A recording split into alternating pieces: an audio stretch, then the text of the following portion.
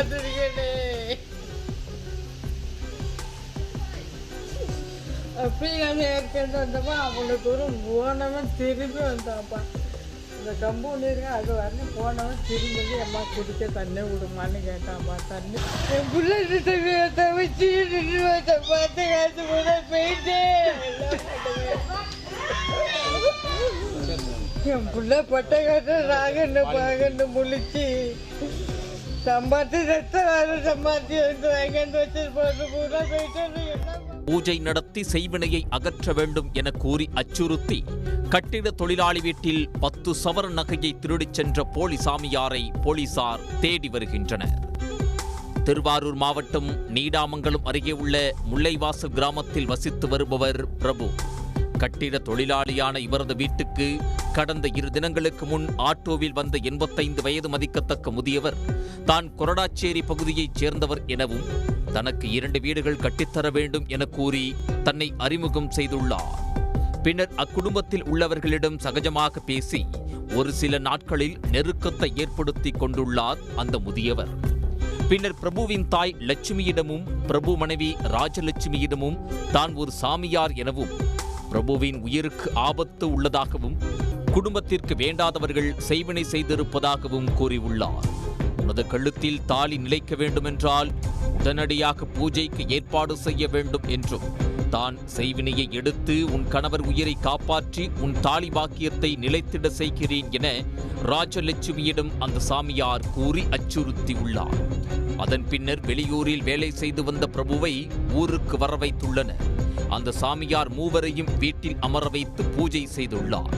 வீட்டில் உள்ள நகைகள் பிளாஸ்டிக் பெட்டியிலோ பீரோவிலோ இருந்தால் செய்வினையை அகற்ற முடியாது என்றும் நகைகளை ஒரு துணியில் சுருட்டி எடுத்து வருமாறு சாமியார் தனக்கே உரித்தான பாணியில் எச்சரித்துள்ளார்.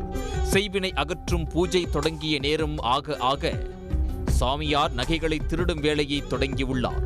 பிரபு குடும்பத்தினரை ஒவ்வொருவராக அழைத்து கிழக்கே போ, மேற்கே போ, மொட்டை மாடிக்கு போ என ஒவ்வொரு திசையாக பிரித்து வெளியே அனுப்பிவிட்டு துணியில் சுருட்டி வைக்கப்பட்ட தங்க நகைகளை சாமியார் வாரி சுருட்டி கொண்டுள்ளார்.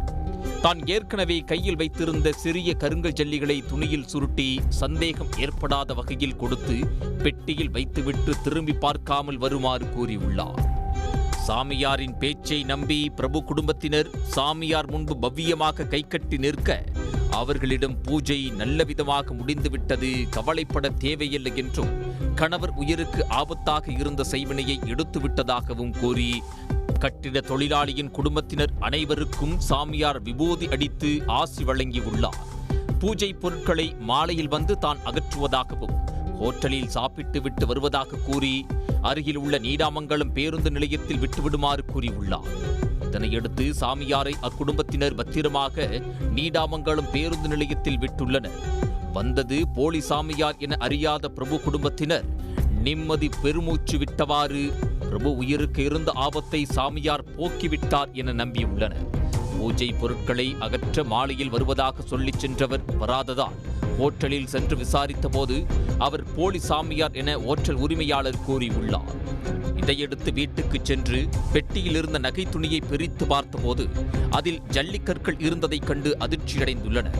இதையடுத்து பிரபு நீடாமங்கலம் காவல் நிலையத்தில் புகார் அளித்துள்ளார். நகையெல்லாம் உருகி போயிடும், இன்னும் ஏகப்பட்ட பிரச்சனைக்கு பிளாஸ்டிக் டப்பாவில் நகை இருக்கக்கூடாது, இதை வெள்ளை துணி எழுத்து கட்ட சொன்னாங்க. எல்லாத்தையும் கட்டணும். கட்டி விட்டு திடீர்னு இவங்க எங்கள் இடுப்புலேயே வச்சு சொல்லிட்டாங்க, எங்கள் இடுப்பில் வச்சுருந்தாங்க. திரும்பி எடுத்து ஒரு அரை மணி நேரம் கழித்து ரோட்டில் போய் மண்ணல்ட்ட சொன்னார். ரோட்டில் போய் மண்ணல்ட்டு வந்து திரும்பி வந்து பார்க்குறேன், திடீர்னு மேலே போய் ஒரு விளக்கு கொளுத்துட்டா, கீழே போய் ஒரு விளக்கு கொளுத்துட்டா. நான் வீட்டு உள்ளேன், மாடியில் போய் ஒரு விளக்கு கொளுத்துட்டு வந்தேன். மாடியில் விளக்கு கொளுத்துட்டு வரதுக்குள்ளே என் ஒய்ஃபு இடுப்பில் உள்ள நகை சுருட்டி வச்சிருந்த துணி எரியுதுன்னு சொல்லிட்டு எடுக்க சொன்னார். எடுத்து உதறி பார்த்தா எரிஞ்சு போயிருந்துச்சு. அடுத்த நிமிஷத்துலேருந்து எங்களுக்கு எந்த ஒரு சிந்தனையுமே இல்லை. நாங்கள் பட்ட அவர் என்ன பண்ணார், அங்கே போய் விளக்கு கொளுத்து, இங்கே போய் விளக்கு கொளுத்து அது இது சொல்லிட்டு இருந்தார். எடுத்து பண்ணார், ஏதோ ஒரு மூட்டையை வச்சு சுருட்டி கட்ட சொன்னார். பெருசாக மூட்டை கட்டணும். ஆனால் நகை மூட்டை இல்லைன்னு எங்களுக்கு தெரியுது, ஆனால் எங்களால் அதை எதுவுமே பண்ண முடியல. அந்த மாதிரி சுருட்டி வச்சு பெருசாக மூட்டையை கட்டி பூஜை ரூமில் வச்சு எங்களுக்கு காட்டி விட்டு நேராக போய் இதில் பீரோவில் வச்சு பூட்டி விட்டு ஒரு பூட்டு போட்டால் பத்தாது, இன்னொரு பூட்டு போட்டுங்க அப்படின்னு சொல்லிட்டாரு. திரும்ப நாங்கள் என்ன பண்ணுறோம், நேராக போய் கூட்டை போட்டு வச்சுட்டு வேப்பிலை ஒடிச்சிட்டு வச்சுனா வேப்பிலை ஒடிச்சு வச்சு எலுமிச்சை பழத்தை ஒடிச்சு ஒரு பழத்தை முழுசாக வச்சுட்டு, இதை நீங்கள் யாருமே கை வைக்கக்கூடாது, நான் 4 மணிக்கு வருவேன், நான் தான் வந்து திறக்கணும், நீங்கள் வந்து கை வச்சிட்டிங்கன்னா ரத்தம் வந்து எடுக்கிற மாதிரி கை காலை பிடிச்சி இழுக்கிற மாதிரி இருக்கும், ஏற்கனவே 2 3 வீட்டில் இது நடந்திருக்கு அப்படின்னாரு. எதுவுமே பண்ண முடியாது திரும்பி. அப்புறம் பிள்ளை ஊசிகளாக ஆபத்தாயிடும், பிள்ளைங்களை யாரும் தொட விடான்ட்டாரு. ஹோட்டலில் இருந்த சிசிடிவி கேமராவில் போலிசாமியார் உருவம் பதிவாகி இருந்த நிலையில் அதை கைப்பற்றி போலிசாமியாரை போலீசார் தேடி வருகின்றனர். செய்வினை, பில்லி, சூனியம் என கூறி ஏமாற்றும் போலிசாமியார்களிடம் எச்சரிக்கையாக இருக்குமாறு போலீசார் அறிவுறுத்தியுள்ளனர். உடனுக்குடன் செய்திகளை தெரிந்து கொள்ள சன் நியூஸ் பெல் ஐகானை கிளிக் பண்ணுங்க.